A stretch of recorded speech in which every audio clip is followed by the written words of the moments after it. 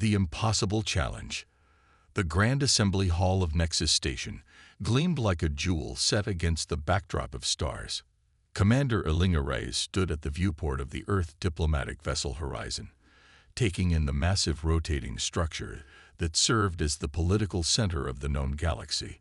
Thousands of ships from hundreds of worlds docked at its spokes, carrying representatives of civilizations that had been traversing the stars while humans were still figuring out how to make fire. Impressive, isn't it? Dr. Samir Kapoor appeared beside her, his dark eyes reflecting the shimmering lights of the station. As Earth's leading xenobiologist, he had been studying the various species of the assembly for the 3 years since first contact. Hard to believe we've only had a seat at the table for 8 months. Elena nodded, her expression serious. A seat, but not a vote. She turned to face the scientist. And after today's presentation, I'm not sure if they'll even let us keep that. The Horizon shuddered slightly as the docking clamps engage. Lieutenant Zhang approached with a tablet in hand. Commander, the delegation from the Vosheri Confederacy is requesting to meet before the session begins. The Vosheri. Elena raised an eyebrow. The amphibious species rarely sought direct contact with humans. Tell them we'll meet them in Conference Room B in 15 minutes. She turned to Samir. Is the presentation ready? Ready as it'll ever be, he replied, patting a small data cube in his pocket. Though I doubt they'll believe us, even with all the evidence. They'll believe us, Elena said firmly. They have to. Conference Room B was designed to accommodate multiple species, with various seating arrangements and atmospheric controls. The Vosheri delegation, 3 tall, slender beings with iridescent skin that shifted between blue and green, were already waiting when Elena entered with Samir and Lieutenant Zhang. Greetings, Commander Reyes, the lead Vosheri said, its voice bubbling slightly through the translator. I am Grand Minister Vilaxu. We appreciate your willingness to meet before the assembly session. Elena offered the traditional Vosheri greeting, pressing her palms together before her chest. The honor is ours, Grand Minister. How may we assist you? The Vosheri exchanged glances, their skin rippling with subtle patterns that Elena recognized as concern. We have received your preliminary report regarding the anomalies in the outer rim systems, Vilaxu said carefully. Your conclusions are troubling, but accurate, Samir interjected. We've cross-referenced the data multiple times. Vilaxu's gill flaps pulse rapidly. We do not doubt your methodology, Doctor, but you must understand. Your findings contradict centuries of established science regarding interstellar phenomena. With respect, Elena said, that's precisely why we need the Assembly to take this seriously. If we're right, 27 worlds are in imminent danger. And if you present this to the full Assembly, said another Vosheri, you will be openly challenging the Zentari consensus, which has stood for over 800 years. Elena frowned. The Zentari consensus is a theory, a well-respected one. Certainly, but still just a theory. Our data suggests it's incomplete at best, and at worst. At worst, it means the Zentari have been wrong all this time, Vilaxu finished. And the Zentari do not appreciate being contradicted, especially by a species that has barely learned to leave its own planet. So you're suggesting we shouldn't present our findings? Elena asked, unable to keep the edge from her voice.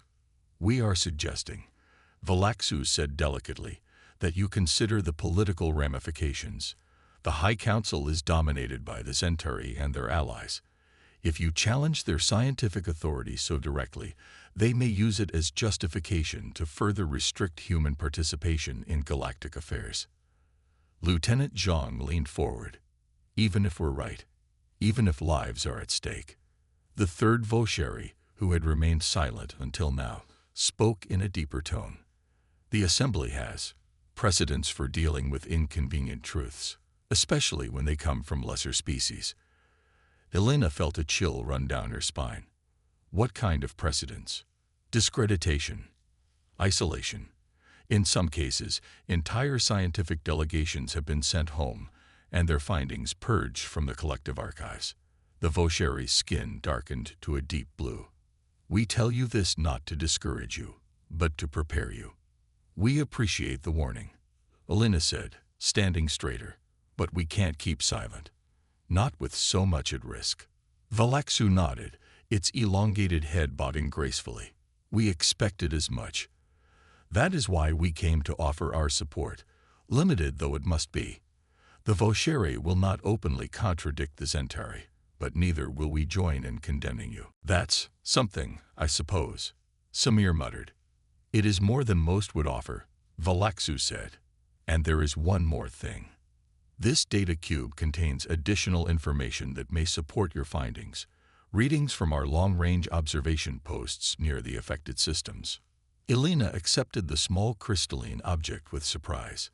"Thank you, Grand Minister. This could make all the difference." "Perhaps." Valaxu's skin rippled with what might have been hope or resignation. "We shall see." The assembly chamber was a vast amphitheater, rising in concentric rings around a central platform. Each delegation had its designated area, with specialized environmental controls and communication systems. Earth's section was small, tucked away in the uppermost tier among other probationary species. As Elena took her seat, she surveyed the chamber. Nearly 800 representatives from across the galaxy filled the space, their conversations creating a symphony of clicks, whistles, rumbles, and translated speech. In the lowest tier, closest to the central platform, sat the High Council, the 12 most powerful species who effectively controlled the Assembly's agenda.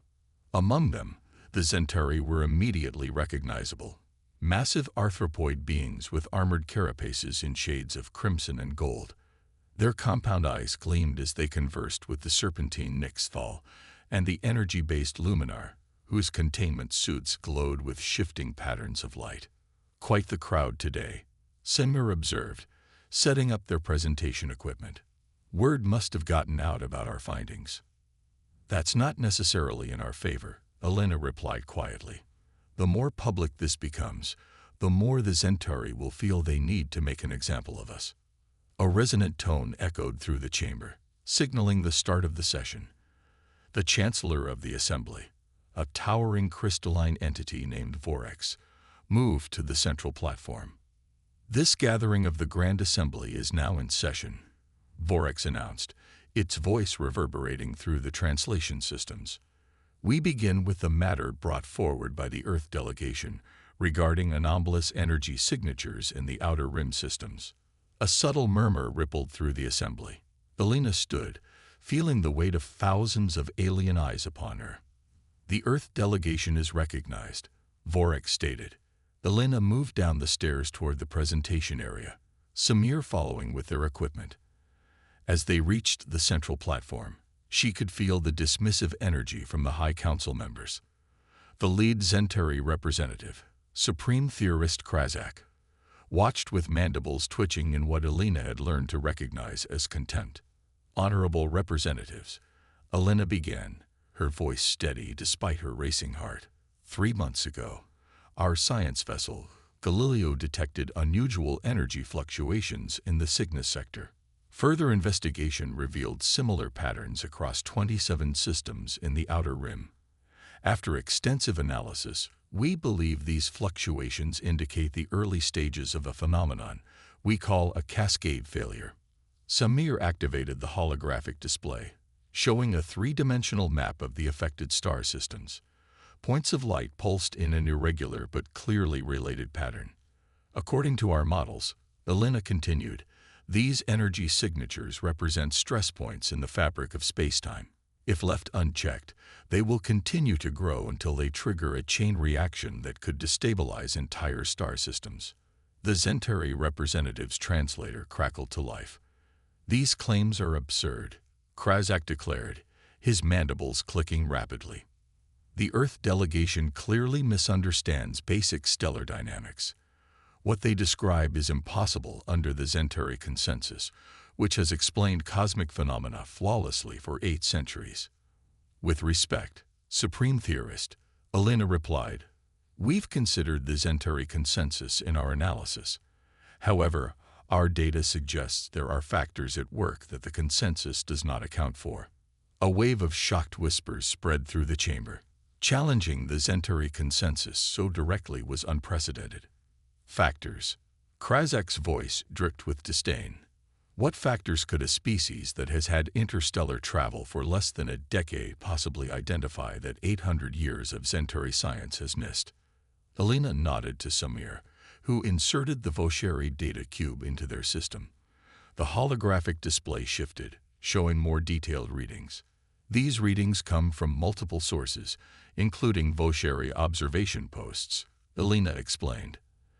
They show quantum fluctuations occurring in precise, coordinated patterns across vast distances.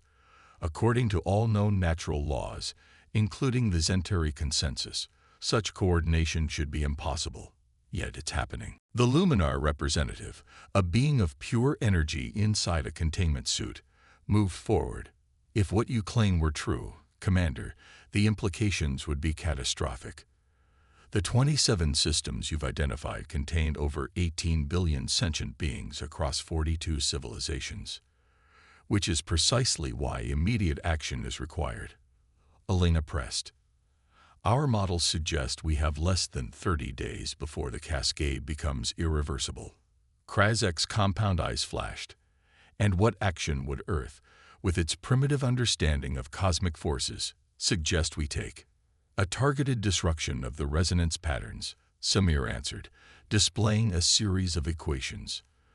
By deploying specialized field generators at these coordinates, we could dampen the fluctuations before they reach critical mass. Preposterous, Krazek declared. Such an intervention would require energy levels that would themselves destabilize the affected regions. The cure would be worse than the disease, if this disease even existed, which it does not. The Nixthel representative, a serpentine being named Sveth, raised a scaled hand. While I find the Earth delegation's claims difficult to accept, should we not at least investigate? If there is even a small possibility they are correct. There is no possibility, Krazek interrupted. This is clearly a ploy by humanity to gain influence beyond their station. They present manufactured data to create a crisis that only they can solve, hoping to elevate their status. Belena felt her face flush with anger. That's not true. We're presenting our findings because lives are at stake. Nothing more. Indeed. Krazek's mandibles clicked in what passed for laughter among the Zentari. Then perhaps you can explain why your cascade failure conveniently requires technology that only Earth possesses. Our technology isn't unique, Samir protested. The field generators could be constructed by any advanced civilization. We're offering the designs freely. Chancellor Vorex raised a crystalline appendage. The High Council will deliberate on this matter. Earth delegation, you are dismissed for now. As Elena and Samir returned to their seats, the murmurs throughout the chamber grew louder. Lieutenant Zhang leaned toward them as they sat down. That went about as well as expected, he whispered. Actually, better than I feared, Elena replied quietly. At least they didn't shut us down immediately. They're deliberating now, Samir observed, nodding toward the High Council members who had gathered in a tight circle, their communication systems shielded to prevent eavesdropping. After several tense minutes, the council members returned to their positions, and Chancellor Vorex moved back to the central platform. The High Council has considered the Earth delegation's presentation, Vorex announced. While we appreciate their concern, we find insufficient evidence to support their claims of a cascade failure. The patterns they identify fall well within normal cosmic variations as established by the Zentari consensus. Elena felt her heart sink as Vorex continued. Therefore, no action will be taken regarding these systems at this time. The matter is considered closed. We will proceed to the next item on the agenda. No. Elena stood abruptly, her voice ringing through the chamber. Chancellor, with all due respect, you can't dismiss this. Billions of lives are at risk. Chancellor Vorex's crystalline form pulsed with what might have been irritation. Commander Reyes, the Council has made its decision. Further disruption will result in the Earth delegation's removal from this session. Elena looked around desperately. The Vosheri delegation watched silently, unable to offer more than subtle gestures of sympathy. Most other species kept their attention firmly on the Chancellor, unwilling to be associated with Earth's defiance. In that moment, Elena made a decision that would change the course of galactic history. She stepped into the aisle and began walking down toward the central platform again. "Commander Reyes," Vorex warned, "return to your seat immediately." Elena continued walking. Security drones began to converge, their containment fields humming to life. "I cannot return to my seat," Elena called out, her voice carrying across the suddenly silent chamber. "Not when the Assembly is about to make a mistake that will cost billions of lives." "This is unprecedented," Krazak declared, rising to his full height. "Remove the human at once." Elena stopped halfway down the stairs, standing her ground as the security drones surrounded her. The entire Assembly watched in stunned silence.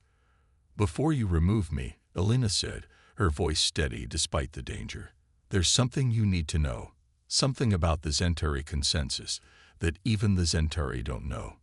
She looked directly at Krazak, whose compound eyes had narrowed to pinpoints of rage. "The consensus isn't wrong because of what it includes," Elena stated clearly. "It's wrong because of what it deliberately excludes, what the Zentari have been hiding for 800 years. A collective gasp echoed through the chamber. Krazak's mandibles clicked frantically as he spoke to his aides, who rushed to activate communications devices. "You have 10 seconds to retract that statement," Chancellor Vorex declared, "or you will be permanently banned from the Assembly." Elena stood firm, looking around at the representatives of hundreds of worlds. This was the moment everything would change. "I will not retract the truth," she said, her voice echoing through the chamber. "And if you'll allow me just 5 minutes more, I will prove to every being in this room that the Zentari have been lying to all of you, not for years, but for centuries."